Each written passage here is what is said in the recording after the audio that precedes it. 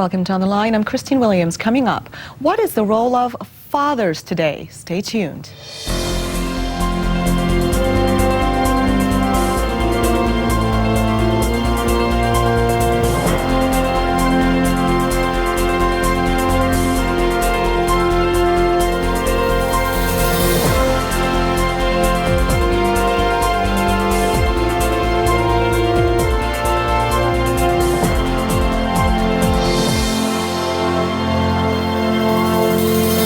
Once upon a time, a dad's role was simply provider for the children and a figure of authority, there to instill discipline. Kids grew up well-dressed and well-mannered. Dad's job was well done. Now it's different. The role of fathers can seem like an obscure one, blurred by the integration of mothers in the work world. I've actually heard some cynical feminists say, we don't need men at all after the conception. We women have done it all. We have the kids, nurture the kids, do the housework, and provide income. Although very misguided, men today do have a big challenge. There are even books out there addressing, quote, the feminization of America. So where does that leave men? What about their fathers' roles? We're looking at some of the challenges facing fathers in today's world and, of course, solutions. Joining me, author Rick Johnson, visiting with us from the States. Rick is founder of the organization Better Dads, a fathering skills program. He has conducted seminars in churches, businesses, prisons, and schools. And for all of you watching, our lines are open, so feel free to call in and join our conversation at any time. We'd love to hear from you, so don't be shy. Rick, thanks for joining me today. Hi, Christine, how are you? I'm fine, thanks. And how are you doing, Rick? Good, great. I'm going to start by allowing you to give me an analysis of what you just heard there in my introduction, the changing role of men. I've heard many experts say there's a feminization of men going on in America, that on one hand, women are to blame, trying to make men more like women, and at the same time, that, hey, the feminine agenda arose for a reason. Well, what does that mean today? Yeah, I think you're right, and I think for good reason the feminist agenda came about, and it made some good changes. I think it did some things that were harmful. I think a lot of men today are confused as to what their role as a man, as a husband, as a father is. Some of the traditional roles of manhood, of masculinity, like you mentioned, providing and protecting for their families, aren't maybe as necessary now as they used to be. Some women even earn more income than their husbands do. And so it threatens some of those intrinsic roles that men have had for centuries and centuries and centuries. And the men that I talk to, the men that I deal with are some of them are confused. Especially men that didn't have a positive male role model growing up are very confused about what their role as a man, as a husband, as a father. Even how to love a woman is something that I don't think we learn without a positive role model on how to do that. Now, Rick, you've authored several books, and we have 3 of them here that we're actually featuring. The one that we're talking about the most here, it's called Better Dads, Stronger Sons, but you can see the 2 other ones written in the background there. Now, Rick, when we first decided to have you on the show, the first thought was to go through a list perhaps, or not necessarily a list, but to provide our viewers with some positive feedback on crystallizing what the role of a father might be and how we can at least increase awareness and understanding of that very obscure role today. But in looking at your life story and your introduction when you talked about Better Dads, Stronger Sons in this book, I was very amazed at your own life story, and I don't see how we could actually do this show justice today without hearing Rick's personal background, because for many of you watching, you're not only dealing with what Rick talked about and what I mentioned in the introduction about the changing roles of women and men today. We're talking specifically about men, but women too entering the workforce. But what about those of you or your husbands or whoever else you may know that they came from a background where the role model in their life was an absolute disaster? Rick, that was your story. Let's start there. Well, and I was raised, I think, probably not different than a lot of people that you mentioned. Unfortunately. And many people were born in worse circumstances than I was, clearly. But I was raised in an alcoholic home. A lot of mental, emotional, physical abuse that occurred. And as I grew up, I made a lot of choices that a lot of people in those circumstances make, choices I'm not proud of, choices that were not very positive in my life direction. And because I had not had a positive male role model, I looked to other examples of masculinity that probably weren't very positive, that used the influence that men have in ways that were purely for their own self-gratification. And now, so I want to that. back up for a minute here because I want you to crystallize this for us. For example, I know that a major influence that a lot of the young men today are facing, and I'm talking even kids in high school here, they're facing what they're seeing in the media on how women are presented. So their idea of being a man is being cool, having as many girlfriends, doing whatever they can, as much as they can, and being able to bring those stories back to say, well, I'm the macho kind of a guy. Sure. Many of them feel, well, they have to fit in to the point where whoever the dominant popular group is of the time, they've got to mesh with that. Sports is a fantastic thing, but you've got guys joining sports where that's it. It's all about winning, winning, winning, no matter what. And when you look at these kinds of influences on what it is to be a popular man, I mean, what is that doing to the young men growing up today that will one day be fathers? Well, and you saw pretty clear examples of that, I think, of men that were interviewed during the Super Bowl, before the Super Bowl was played, men who had fathers in their lives and men who didn't have fathers. There's just something, I heard a woman say once that she can tell in a room full of women almost within minutes which ones were raised without fathers because they have this nervous and insecure feel and look about them. And I can do the same thing with a group of men, pretty readily tell which ones were raised with positive male role models in their lives and which ones weren't. And the problem is when we are not, then we look to some of these cultural things like that are myths, really, in what is authentic masculinity, money, power, how many women you sleep with. Those are transitory things that are again, for our own self-gratification. They don't use that masculinity to lift up other people's lives in positive ways. Rick, I had a feminist come on the show once, and she insisted there are no differences between men and women. When one tries to say, well, women by nature might be more nurturing, oh no, men can be too, and we know men can be, but she insisted there were no difference. There was no difference between men and women, absolutely none. I don't see how that could be even justified, given even the biochemical makeup of men and women alone. But for those watching and they're saying, well, what is the difference between men and women, particularly when it comes to what's positive for raising the children? What will you say that is? Well, there's been some interesting, in fact, a lot of studies of children that are raised without fathers and some of the outcomes, and the propensity they have to live in poverty more often, to drop out of school, to become unwed, to become promiscuous and have children out of wedlock. All things that are not very healthy for children and for the mothers in the long run, or the sons. And you know, I do a lot of work in prisons. I talk to a lot of men, and I think nationally the statistics are that about 7 out of 10 men. But when I talk to the men in prison, I say, you know, did you have not have a father, or maybe did you have a poor role model? And when I add that, I get about 9 out of 10 men in prison that I speak to come from one of those kind of environments. So, you know, fathers are important. Mothers are important, but fathers are important too. And that's certainly good news to me. Let's go now to Connie on line 1. Hi, Connie. You're on the line. Yes, hi. I love your program. Okay, my parents divorced when I was very young. I was 9 years old, but my dad was a wonderful father. He was a good provider, but the only thing is that, of course, my parents couldn't stay together.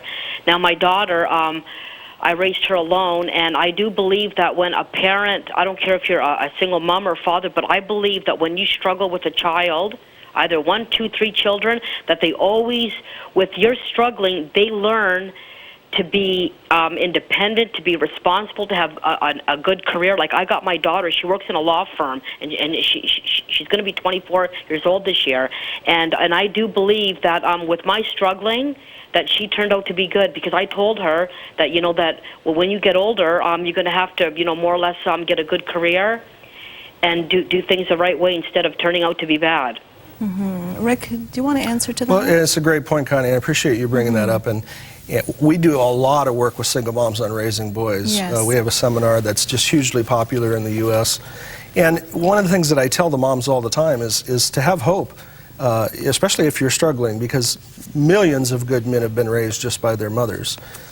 And it's something that we need to remember. But, you know, there's just so much data and so much evidence that shows that especially for boys, having a positive male role model in their lives to influence them and to model. Because we're so visual, we need to see this, how a man acts, how he thinks, how he solves problems in order to be able to Yes. grow into healthy masculinity. And there's a book, one of his books. Now we showed up all three up on our screen, but this one I want to draw attention to for a moment that I have in my hand here. It's called That's My Son. And the smaller writing on the bottom says here, how moms can influence boys to become men of character. So you see, Rick does cover it from that angle as well. Glad you called in. Once again, our lines are open. Feel free to call in at any time and join us. We're going to go for a break. We'll be back after this. Stay tuned.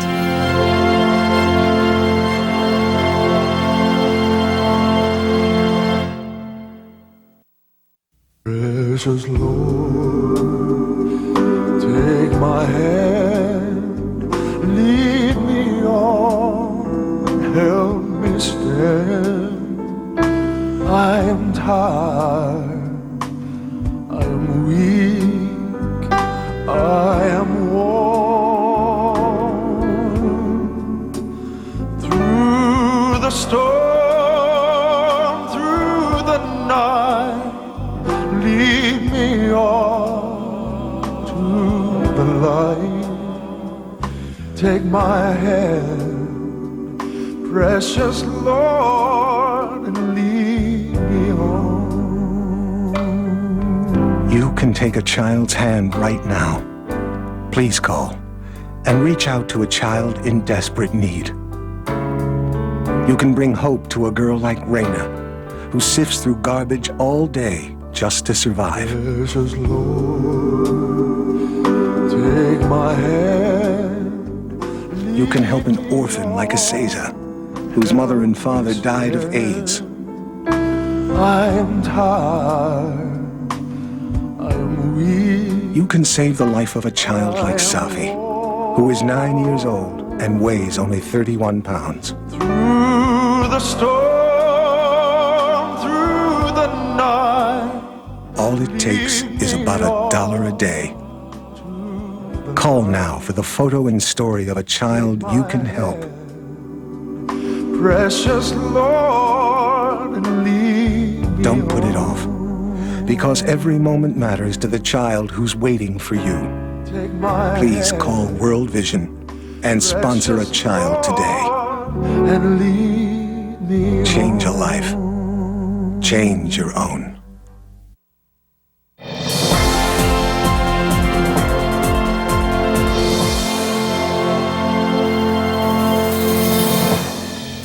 Hello again, and welcome back to our topic. We're talking about the role of fathers today. In fact, we're also asking you that question. What do you think the role of a father is today? As I mentioned in my introduction, we're having a lot of shifts going on today. A lot of moms are in the workforce. Things aren't quite as crystallized as they once used to be, so we're addressing that today. My guest is Rick Johnson. He has authored many books here. The major one that we're featuring, though, is called Better Dads, Stronger Sons. And Rick was in the middle of telling us his story, but before we go back to that, I'm going to go to you, Jason, on line 1. Hi, Jason. You're on the line. Hi. Hi, Jason. Go ahead. So yeah, this book, it was just so inspirational. It touched me in so many ways. Fantastic. I think it was very well written. Jason, can you tell us what inspired you the most from the book?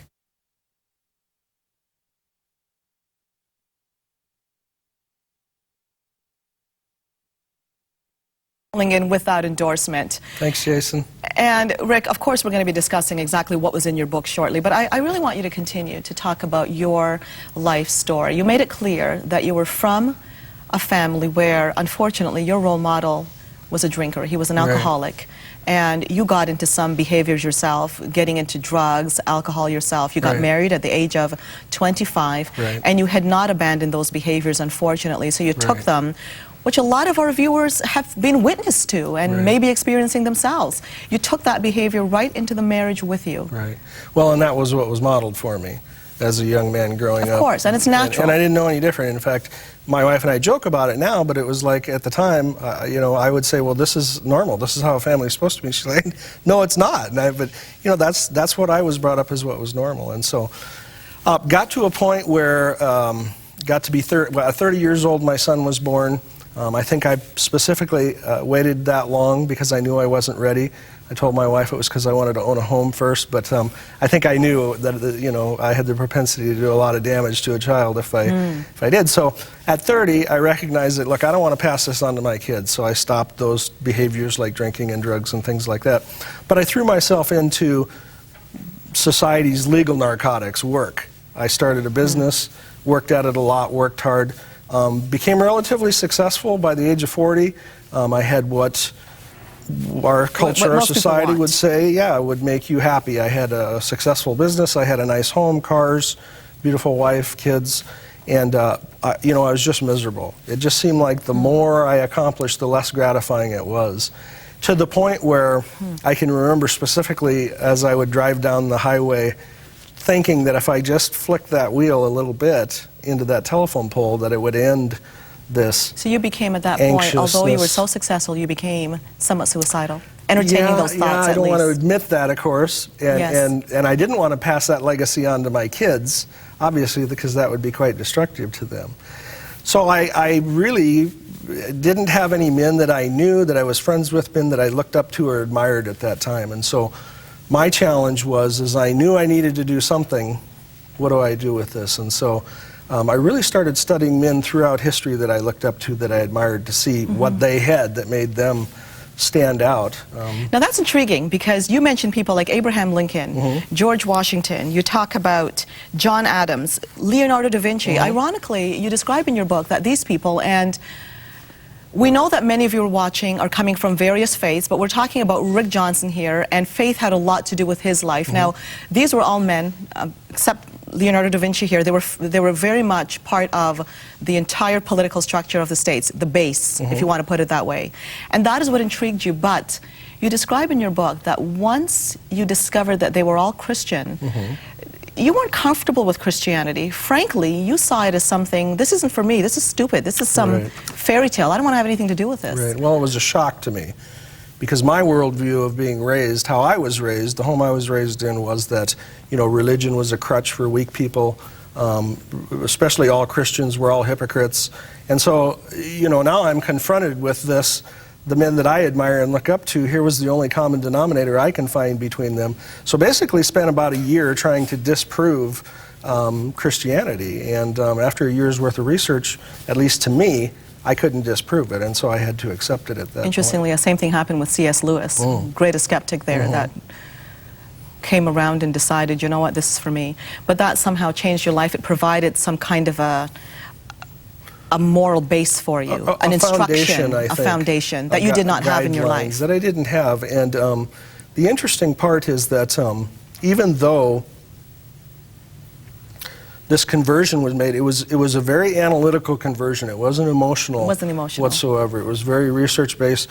Like I said, I owned an environmental engineering firm, so I was very much into research and going by the book, as opposed to this grand emotional kind of conversion, if you will. But for some reason, you were very taken up with the whole notion of leadership. And something led you to that point where you decided to question, what does it take to be a leader? What could I do to be what you would call a proper father? Right. Well, I was at a point in life where I wanted to do something significant with my life. But when I stopped and looked around, I thought, what can one person do to make a difference? I mean, some of the problems in our culture seem so overwhelming. What can one person possibly do? And one of the challenges that I really had is I knew I wasn't the kind of father that I wanted to be, and I wasn't the kind of father that my kids deserved. Without that role model, having grown up, though, where does a man find that kind of information? Where do you, at least at that point, there didn't seem to be a lot of books or a lot of workshops or anything like that that delved into that kind of topic and subject. So it was really a quandary for me, and it took some research, but it was really on my heart, and things have came a long way since then. So now, Rick, it's interesting because if you identify the role of a father today as being a leader, there are those watching who feel offended because they say, no, women can do it just the same. What do you answer to that? Well, I think women can be leaders, and we see a lot of great leaders. Yes. And even though I'm a fathering advocate, believe me, nothing but admiration for mothers and women. I like women, okay? It's not my role to try to put women down. I'm glad they're around. So, but you know, just for the healthiness of children, I think it's extremely important. And you know, fathers provide a lot of things. We were talking during the break about what they provide for daughters, and just the fact that, you know, all of us have this need, this craving for healthy masculine affection. And especially when girls don't get it, you know, they grow up and they still have that craving. And when they don't get it from their fathers, they tend to make some poor choices and end up with men that end up using and hurting them and abusing them. Wow. Now, before we go for a break, because after this break, I'll tell you in advance what I want to talk about. A lot of men, from what I've seen, have trouble relating to daughters, not understanding women, let alone girls growing up to be women. So the role of fathers, of course, we're talking about that relationship dynamic in terms of sons, but I'm also going to be asking Rick some questions about the daughters as well. Now, before we go for a break, I want to talk to you, Dave, on line 1. Hi, Dave. You're on the line. Hi. Well, see, my father, he's not the nicest guy. He's kind of abusive, and I've just been searching for a strategy to try to get through to him. I can't find any way. Dave, I'm going to ask you this, because we don't know who you are. You got to remember that. How old are you, Dave? I'm 14. Aw. Dave, I'm going to ask you to stay on the line, okay? Because I'm going to go for a break first, and we'll be back after this, so don't go away.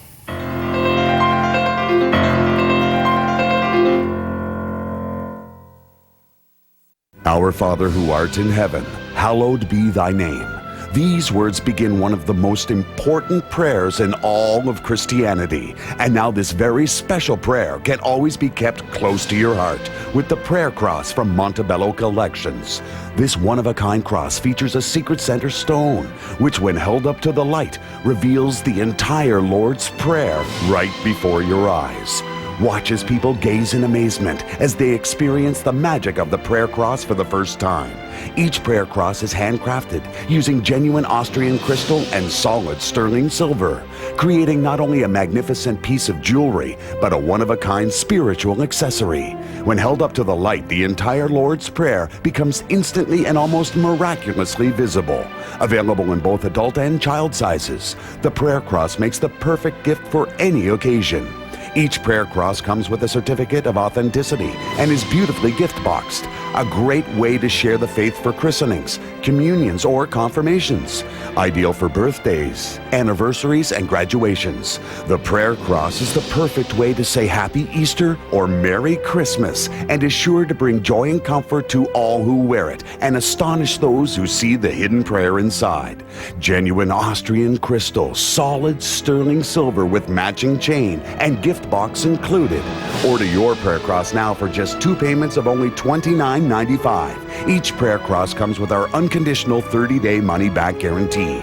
Beautifully designed, comforting to all who wear it, and the perfect way to keep the Lord's Prayer close to your heart. Call the number on your screen now to receive your prayer cross for just 2 payments of only $29.95. Here's how to order.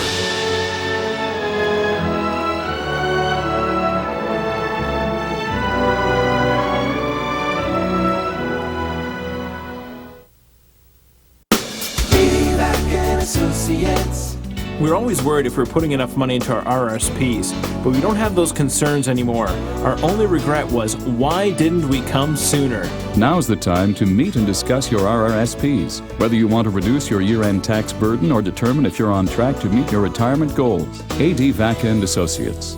Come see what you've heard. Call us today. Financial foundations on the solid rock.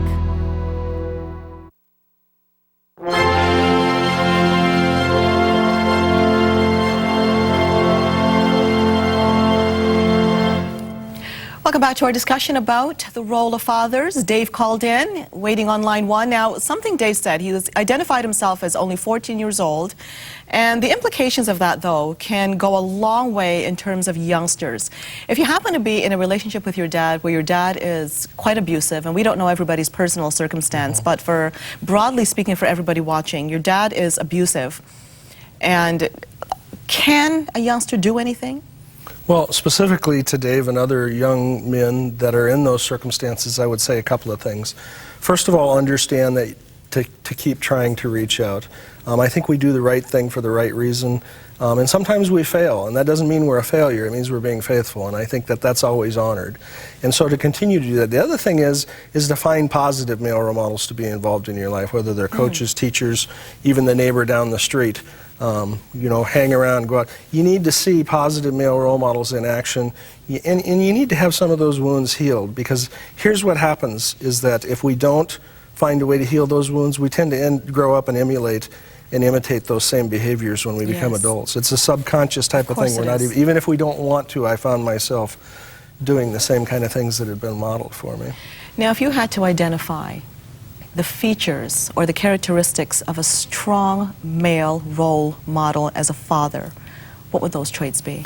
Well, you know, absolutely sacrificial living. I think a healthy father, as a father, we make a lot. If we are a good father, we make a lot of sacrifices, and we don't expect a lot of credit for it.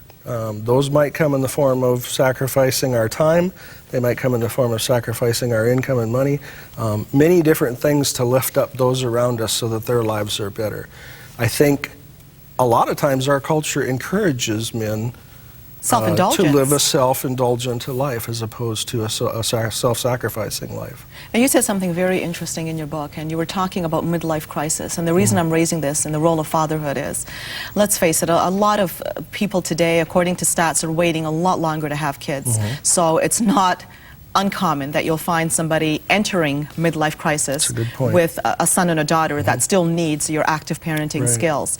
But you said something about this whole midlife crisis. Yes, we know that there's some hormones involved. The past is obviously involved, but give us your synopsis of that. Well, I think one of the reasons that a lot of us men go through that, and I've even felt the tug myself, I think we come to a point in life where we recognize that we haven't really lived a life of significance. We haven't really done anything to make a difference in the world.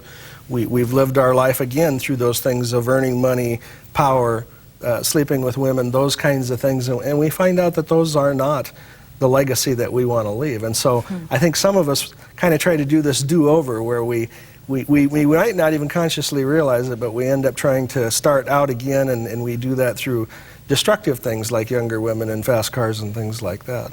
Okay, let's go now to you, Ron, on line 2. Hi, Ron. You're on the line. Hello. Hi, Ron. Go ahead. Oh, hi. I don't know whether this is a, like I was saying to the moderator there, that when I lost my father when quite a long time ago, and but he was a really good man.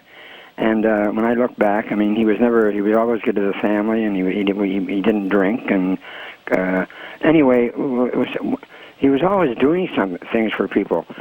And sometimes when I go out of my way and I do something good, I mean, and maybe helping something out or going out of my way for someone, when I do it, I don't think of this at the moment as I'm doing it, but later on, I sort of get this feeling that I say to myself, that's what my dad would have done. And it's sort of as if he was still there somewhere, sort of looking down on me and guiding me. Ron, I'm glad you called in, because that certainly shows the very positive impact your dad obviously had on you. Well, and it's one of the things that I don't think we teach men enough, is this power to influence people's lives, for positive or negative. Men can influence lives very negatively. You look at generations of people that are impacted by what a man does or doesn't do today. The other hand, like Ron, generations of people that we'll never know are being impacted by the legacy that his father gave him and through his actions. So in listening to you speak, Rick, men need to take their role as a father very seriously. They can't be, it's a very self-sacrificing role, and you need to be ready for that, would you say?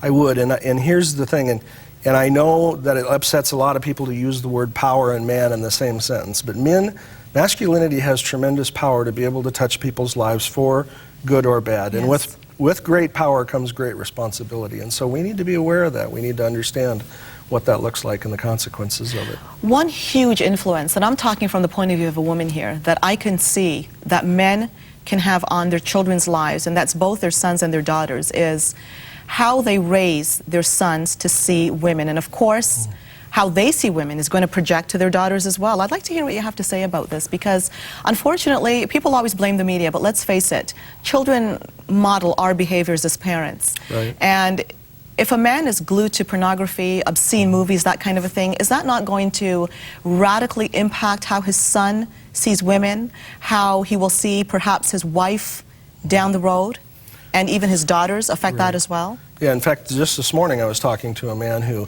was crediting his father, the way he treated his mother, as teaching him how a man loves a woman. I mean, it's just not something that we know. And because his father cherished his mother, you know, one And of didn't the keep things, putting her down. Yeah, one of the things that I started doing early when my kids were little is I started opening my wife's car door for her all the time.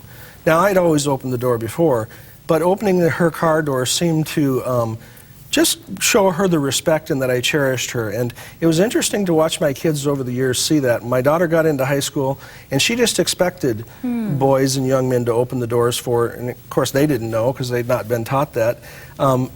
And she judges the guys that she dates on. The first thing is whether they'll go over and open the car door for her. My son expects to treat women like that. And so by our very actions, again, those are the kind of things that we teach our children. Okay, let's go now to Janice on line 2. Hi, Janice, you're on the line. Hi. I just wanted to really thank Rick because he's giving me a lot of insight on how to get closer to my father. Janice, what kind of a relationship did you have with your dad? We're not very close. He's never there for me. Wow. Now, Rick, I don't know how you're going to answer this. Janice, I'm so happy you called in, but in listening to Janice's story, she wants to be close to her father. What would you suggest there? Well, Janice, one of the things, and first of all, I'm truly sorry that you don't have the close relationship you want with your father. I can tell that your heart really desires to have one. I would say that one thing, and I talk to men in prison about this a lot, is to write a letter, write letters, because it's virtually impossible for people not to read things that are sent to them. And so you can say what's on your heart, and I can almost guarantee that he will read it. And you know what, again, just keep trying, because we do the right things for the right reasons, and maybe it doesn't work out the way that we think it should, but it doesn't mean that we don't keep doing those right things for the right reasons. Janice, I want to wish you all the best. Thank you so much for calling in. Let's go now to Brandon on line 1. Hi, Brandon, you're on the line. Hi, how are you today? Fine, thank you. Good, yes. I just wanted to make some comments about, I believe in Christianity, and I think it's a very good way to raise a family, and there's a lot of good values. But I think what the problem is, it's not just being a Christian, it's being flexible as a father, teaching non-judgment, non-materialisticism, and our society is so based on materialism and status that it's kind of hard to, people are striving for this materialistic success, which causes so many problems, re-alcoholism, re-abuse, too much pressure, too much stress. If we could teach our children that it's not about the ring and the necklaces and the cars and the house, and it's about the love and, making sure we have healthy food, making sure we know how to grow our food, and back to basics, I think it would be very good for the family structure if we kind of took a step back and got back into the dirt and spent time with our family, teaching them how to grow food, etc. Brandon, very well said, because we need to really watch what we emphasize in life. And once again, our program is for all of you watching. You may be a Christian, you may be a Muslim, you may be Jewish, you may be Hindu, whatever you are. We're catering for all of you watching, and we're talking about the role of fathers, a very critical one. Once again, Rick Johnson happens to be a Christian, but we're not saying this is only for Christians out there. We're catering for everybody. Rick, you've addressed a lot of audiences. Well, here. and one of the interesting things that I think Brandon brings up that I'm not sure he even recognizes is that one of the roles that masculinity, I think, brings to fathering and raising children is the ability to, while I think women are more unconditional love, I think fatherings bring this ability to be able to make decisions and guide using principles instead of just feelings and emotions.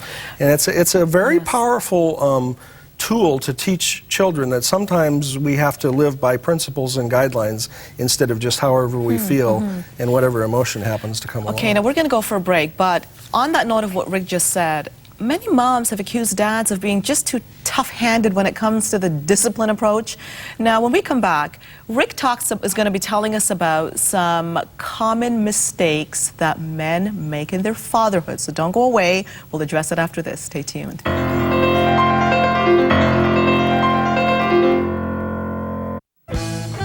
On the next Michael Koren Show, it is a Tuesday, and this particular Tuesday, our Foreign Affairs panel. What is going on in the world, anywhere outside of Canada? We tell you, we know the truth. Michael Koren, please be my guest.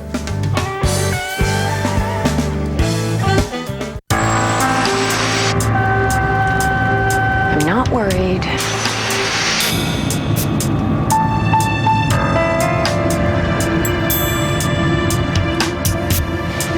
I'm not worried.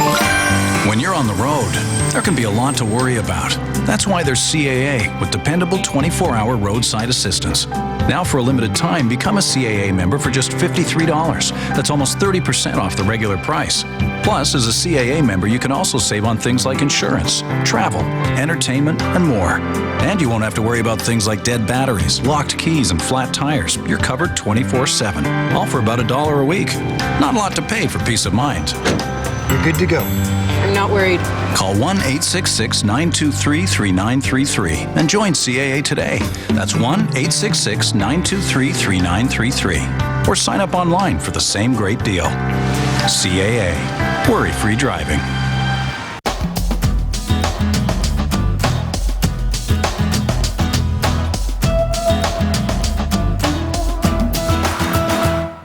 Do you believe in miracles? Well, on Sunday, February 15th, you can be part of one. City Kids, a nonprofit Christian organization that reaches out and shares the love of God with hundreds of children in the Hamilton community, needs your help to continue their dream. You and your church community can be part of a miracle for what City Kids has declared to be Miracle Sunday. With over 20 churches already on board, City Kids hopes your church will keep those numbers growing. For more information, visit citykids.ca/Miracle Sunday and help make a miracle happen.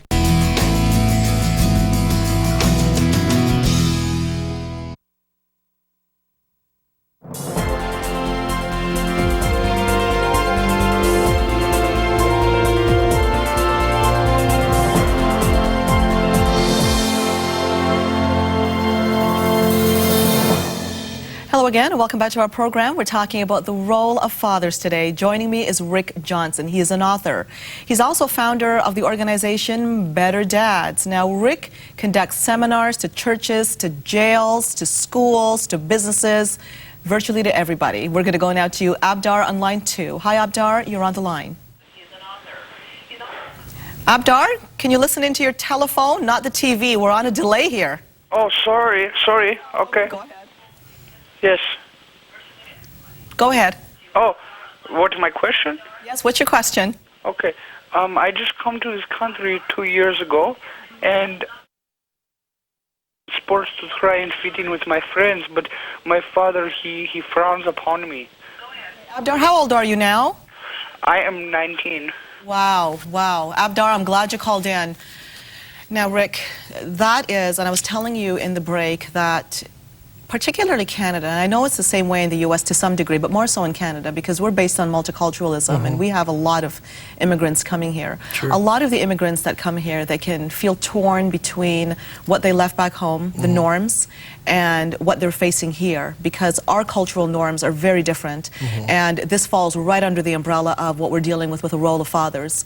Perhaps more traditional in many of these societies. What can you say that could be a guideline to Abdar here? Because I understand. I mean, it's not an easy position. Right. Well, and we see this same kind of thing with the Hispanic culture in the U.S. In the U.S., the very Spanish, different traditions in what the role of a father, what the role of a man is in their culture, and a different culture in the United States. And so, you know, I think one of the things that's important to remember is that we need to respect and honor our fathers, but at the same time, we have to do what's right and what's healthy for us. And I think that when you come to this country, you need to understand what those cultural mores are and strive to try to assimilate yourself into that culture as best as possible. Yes, and Abdar is obviously trying to assimilate himself, and I congratulate him on that. But at the same time, he's got a real tightrope to Really walk does, here between absolutely. assimilating and respecting what his dad says and the as well. interesting part is that all young men at some point have to break away from their fathers, and hopefully they have their father's blessings, because that I think goes a long way to helping them to lead a healthy life as a man too. Now, it was so useful what you wrote in your book about the common mistakes that men make, okay? I really like this one because I hear, well, you could understand. You'll hear what I mean here, okay? One of them is emphasizing the weaknesses, not the strengths. Now, from a woman's point of view, men tend to be very driven, very instrumental, and you're looking at a nature thing there. Right. Well, one of the things that as a father, I tend to focus on my kids' weaknesses instead of their strengths. As a basketball coach, I tend to tell my players, hey, forget about your weaknesses, focus on your strengths. I think, you know, our kids, they need a cheerleader, and they need somebody that's going to lift them up. And I encourage fathers and men to look at the strengths that their children have and really encourage them and lift them up in those areas, because those are the things that are going to develop their self-image, their self-esteem, and make them successful in life. Now, Not that you don't want to try to yes, get them to do better of in the course. areas that they're weak in, but to focus on that. If a kid is trying his best, and yet he's only capable of getting a C in school. At least he's doing his best. Well, and you know what, as a basketball coach, again, I would rather have a player like that gives 110% and maybe isn't as talented as one that has all the skills in the world and wastes that gift by never. And they're still perform better than other people. So Now, avoiding physical affection. Now, is this a problem with men on the whole? Because I know that a lot of women watching are going to be thinking, you know, men are great when it comes to, well, you know, the quick kissing, that kind of a thing, and I'm being blunt here, but when it comes to the close, intimate affection that children need and women need as well, they seem to fall short here. Why is that, well, and what can we they do, do? and I'm not sure how much of that is environmental and how much of that is nature. We don't seem to have a problem slapping each other on the butt on the football field or something like that. But if a guy comes So up that's and how they hugs express me, affection. I'm uncomfortable, right? One of the things that I knew that I missed having that kind of physical affection from my father. And so when my kids were born, I made a kind of a pact with myself that I was going to overcome that uncomfortableness of doing that. And I made it a point to kiss and hug my kids while they were growing up, even my son. In fact, I remember once when my son was about 13, great big young man, and I remember walking through a parking lot going into a store, and he reached over and held my hand. And it was all I could do to keep from jerking away from him, because, you know, males just don't do that. But I fought that impulse. And here's why it's important today, is because even though he's an adult now, if we're having problems, I can come up and put my arm around him, slap him on the back, and it helps us to be able to break whatever problems we're having. And every time he comes home at 22, he'll walk in, he'll give me a kiss on the forehead. Every time he leaves, he does the same thing. Not spending enough time with the kids. I mean, with the demands on men in the work world, for those of you old enough, you'll know the song, The Cat's in the Cradle. That really highlighted that one. Well, it does, and what we need to remember is that the opposite of love is not hate, it's indifference. Indifference, a bad And one. when we don't choose, I mean, one of the greatest insults I can think of is to be ignored. I'm highly offended when I'm ignored, and when we ignore our children, when we're indifferent to them, what are we teaching them? We're So is not that why teaching women them give love. men the silent treatment? That's the biggest weapon, eh? Now, the next one is related. Men are very, again, they're very instrumental. They want to get the job done, and perhaps it's nature, perhaps it's nurture. That's not the argument, but pushing for performance. Guys have been accused of this a lot when it comes to their sons in particular. On sports teams, you got to win, and Sure. And I think women are more wired maybe to be able to give unconditional love, and a male's love, I think, tends to be more performance oriented. Yes. And in some ways I think that's okay, but we need to be real careful that we don't push that to its extreme. I gave the example of a player on a team giving their all and still not being as good as a gifted player who wastes that gift, and my admiration goes toward the child or the young person who gives everything they got and maybe still just has an average performance. Now, forgetting to have fun. Again, I'm curious what you're going to hear about this one, because first of all, how do you define the fun in that context? A lot of people define fun as, okay, I'm going out with the guys, so it relates to the spending time.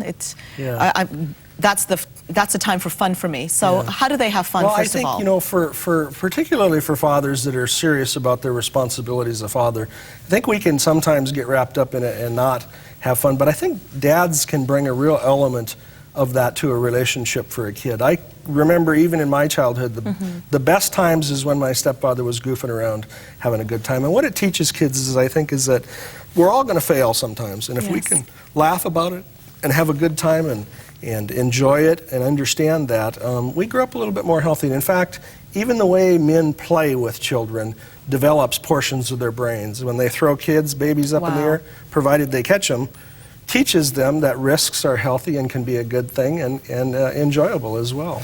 Now, what you're saying here, now I've read about this in a report once that I thought was marvelously written. It talked about some of the differences between men and women, because for most people watching, you might identify with maybe criticizing, whether it be your dad or your husband, saying, you're being a little bit too hard when it comes to the kids, or us kids who are a bit too hard, and the woman being the one softer, more understanding. But at the same time, can that not be complementary? I think, again, with the nurturing element that mothers naturally bring to a relationship, I think it's very important. We saw a great interview just before the Super Bowl game on a young man whose dad was really tough on him when he was growing up, and now he realizes as an adult man how important that was. And we hear about that too with young men, with coaches that were very tough on them. They don't recognize it at the time, but later on they recognize how important that was in their lives, to teach them things like self-discipline, respect for authority, self-control, things like that we need to learn. But just don't take it too far. Like, men need to continue to be disciplinarians, and women, but don't take it too far. Absolutely. Because I can't tell you how many stories I hear about women, and hey, I understand trumping that and saying, look, I'm going to stand up for the kids here, and the children get mixed messages, and the kids end up very undisciplined because the mom keeps standing in the way of the discipline that the dad's trying we're talking, to, I think, and making him out to be the bad guy. Versus discipline.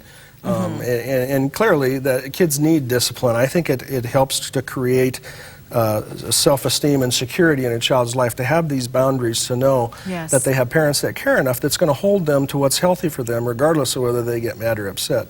The other hand is we want to make sure that we're not being abusive in that, and abusing your power is one of the things that I think is important. We're going to go for a break. We'll be back after this. Stay tuned.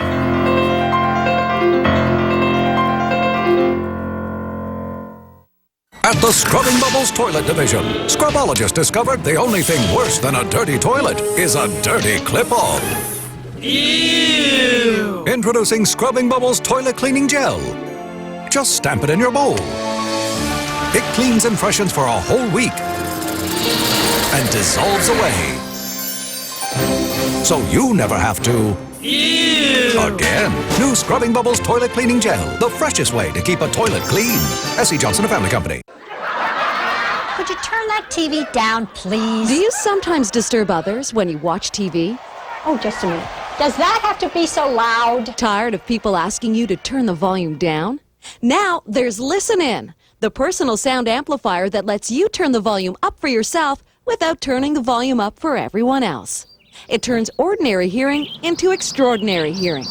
Look, it's smaller than a credit card, yet so powerful you can hear a pin drop from across the room, or listen in to a conversation from across the street.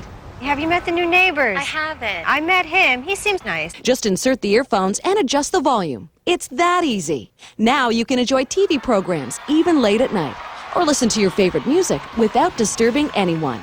Ever wonder what people are talking about across the room? Now with Listen In, you can discreetly listen in. In good shape, doesn't he? He's pretty cute. Use Listen In at sporting events and you'll hear all the action. Ready? Or listen in on the quiet sounds of nature. With this handy device, you'll never miss another word at lectures, movies, shows, or even church. And it's a great way to keep an ear on the children when they're out of range. Hey, wait for me! Ideal for the outdoorsman, too, because it lets you hear the wildlife before it hears you. Other sound amplifiers sell for up to $100, but call now and you could get Listen In for only $19.95. With Listen In, you can enjoy TV programs or listen to your favorite music without disturbing anyone. That's right, you get the Listen In personal sound amplifier for the incredible price of just $19.95. This offer is not available in stores, so call now. This amazing television offer can be yours for the low, low price of just $19.95. But you have to call the number on your screen. Turn ordinary hearing into extraordinary hearing with your very own personal sound amplifier. Listen in. Operators are standing by. Call now. Hello again, and welcome back to our conversation. The role of fathers we're dealing with today. Let's go now to Jackie on line 2. Hi, Jackie. You're on the line. Hey, how you doing? Fine, thank you. Okay, so, I mean, my kids, they're always getting in trouble, you know? And, I mean, like, from the simplest thing to just, like, sitting at the table not eating their vegetables or, you know, staying out late. And I got to lay down the punishment, you know? I don't hit them or anything. I ground them, and they hate me so much for it. And all I want to do is get through to them because, you know, I do it because I love them. Jackie, how old are the kids? One is 13 and one is 16. Where's your wife in this? Well, you know, she doesn't really like to be the one that gives out the punishments. That's why I'm in this awkward position. Does she fight with you on that, Jackie? Sometimes she does, and they can be really heated arguments, you know? Mm-hmm. Wow, okay. Rick? Well, one of the things that I found with my kids, when we were having trouble with them acting out, it was almost always a case of me not holding them to the consequences of their actions. In other words, I think it's important to give our kids choices, but then it's important that we hold them to the accountability. For instance, as an example, you might have a teenage son, and you might say he might not do the chores that he's supposed to do or something like that, and you say, you know what, that's fine, you made a choice, know that there'll be consequences associated with that. Well, 2 hours later he comes and wants to borrow the keys to the car. Say, look, you know, I'm sorry, I told you, but there'd be consequences. This is the consequences of you not doing the chores that you were supposed to do. You can't use the car. Jack, yes. But you need to find things that are important to your kids, I think, to hold them accountable to. Mm-hmm. And it's not always about only finding the things that are wrong with kids too. You need to balance it off with some positive as well. Exactly. But I really feel for Jackie, because I'm going to confess something here, okay? Women see this whole discipline thing quite differently, and have I been a pest and stand in the way of my husband trying to discipline the kids? You know what? I have at times. But once my husband did a wise thing and said, you know what, Christine, I'm a guy. You know, you carry these kids, you're softer toward them, and that's okay too. But the thing is, men and women sometimes discipline very differently, and from the point of view of humans, we're looking at, I mean, some women may be the disciplinarians of the house, okay? But don't you need to look at that dynamic between the man and the woman? Because I'll tell you what, this is one thing I don't do. I would never bad talk my spouse with the kids. I don't do that. And even at times where I might have stood up for the kids, it wasn't for them to see. Right. It was more afterward. And even from the children's point of view, I try to get them to see his point of view. And for him, I try to get him to see the kid's point of view. Right. But when a spouse just slams the other person, they are doing, in my opinion, irreparable damage. And I hear a lot of that, Right. but And I would it's a agree with passive-aggressive maneuver. Right. And to my wife's credit, she doesn't do that. She absolutely garnered me more respect with my children than I could possibly do on my own. Women are needed for that. Absolutely. Because guys can be the bad guys here. Well, and you bring up the point, and I think a lot of times that discipline for men is based on principles that are important to live our lives by.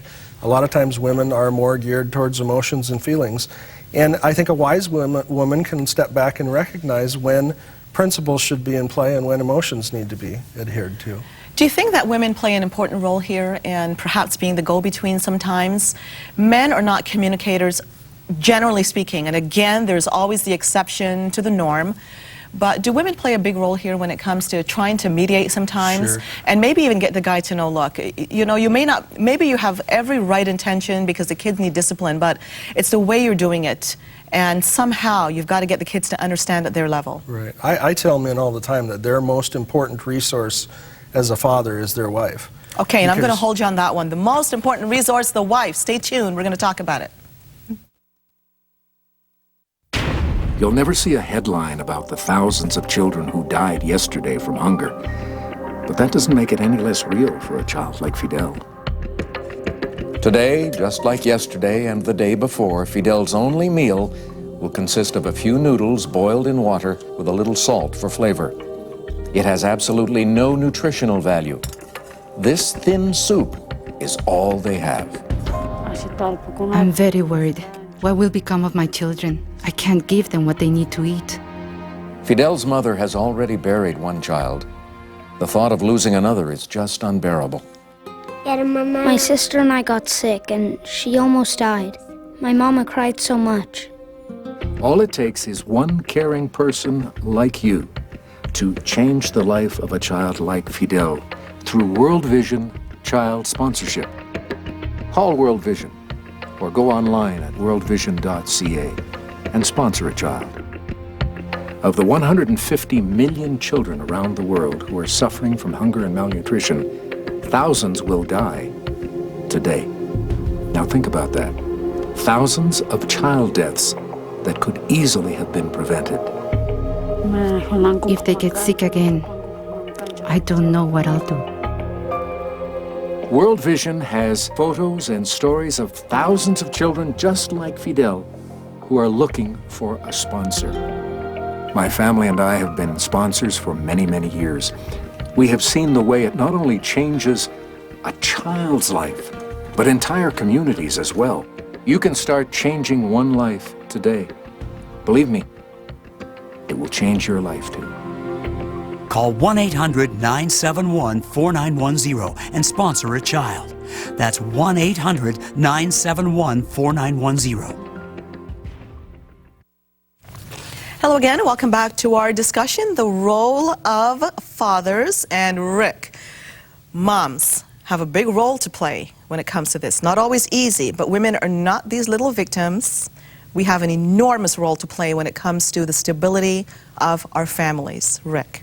Well, absolutely, and like I said, I tell men all the time that the most valuable resource they have as a father is their wife. You know, women are typically more intuitive and more in tune with the emotional aspects of the children and what they're going through. She can help explain things that kids are going through that men might not understand, fathers might not ever understand. You made a very good point about women being able to be sort of an intercessory between children and fathers and say, look, you know, maybe you need to look at it from this perspective and things like that. And I think as men sometimes we might be defensive about what our wife tells us and look at it that she's lecturing or nagging us about something, and we really need to look at it as her as a very valuable resource. And like I said, she can garner respect for us with our kids that we cannot get on our own. But women also have a huge role to play from the point of view of how she even speaks to the fellow, even though he might take it the wrong way.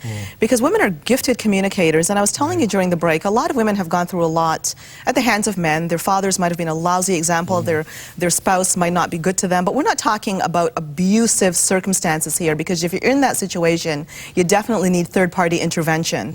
But we're talking about women that have gone through a lot in their lives, and maybe they're used to the passive role, so they just kind of stay back, and when they get mad, they might lash out.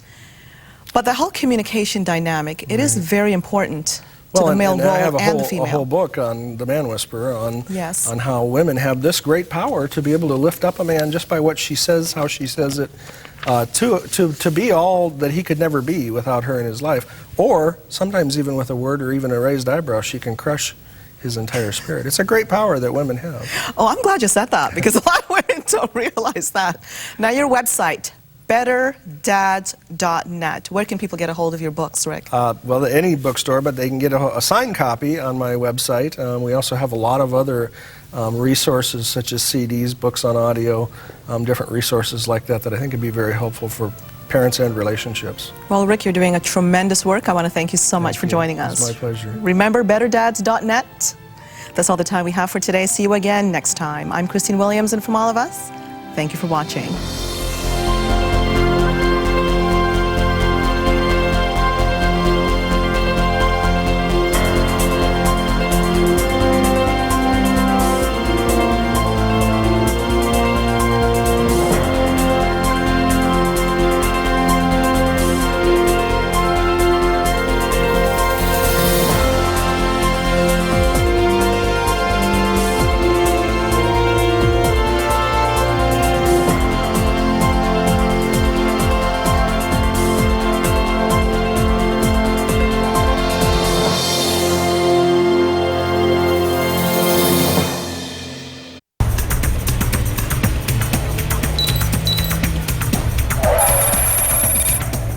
Wouldn't it make sense if car insurance rates were based on skill and experience?